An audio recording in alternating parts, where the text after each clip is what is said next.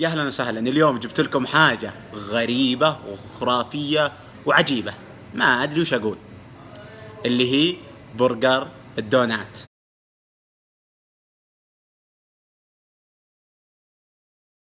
برجر الدونات، دونات عادية مفتوحة من النص، وسطها برجر. خلوكم معي. شفتوها؟ هذه برجر عادية، خس، طماطم، جبن، لحم، ومعها بطاطس عادي. احلى شيء في الوجبات البطاطس، غير لا تجرب.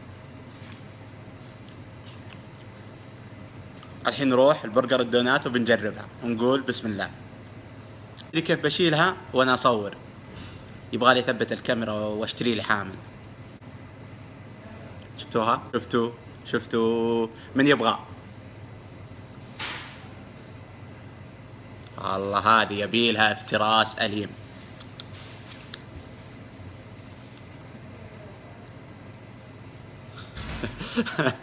والله ما ادري وش الطعم بيكون، لكن نقول بسم الله ونجرب.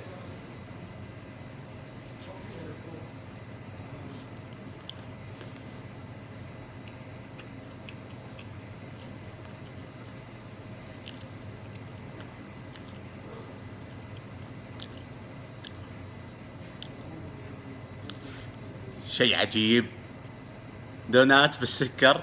اول ما تذوق حالي كأنك تاكل دونات، وبعدها يطلع لك طعم اللحم، طعم البرجر، ما تدري، تحلي وتتغدى وتتعشى في نفس الوقت.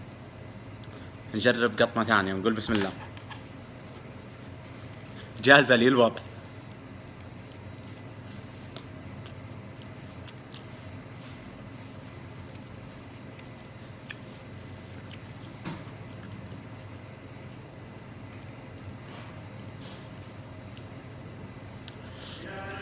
مرة أقول السكر طاغي، مرة أقول لا، يطلع لي طعم البرجر واللحم. بصراحة شيء عجيب وجديد، اللي ما جرب يجرب. فيها طعم الصوص بعد واضح جدا، الصوص مميز فيها، الخضروات، الخس والطماطم.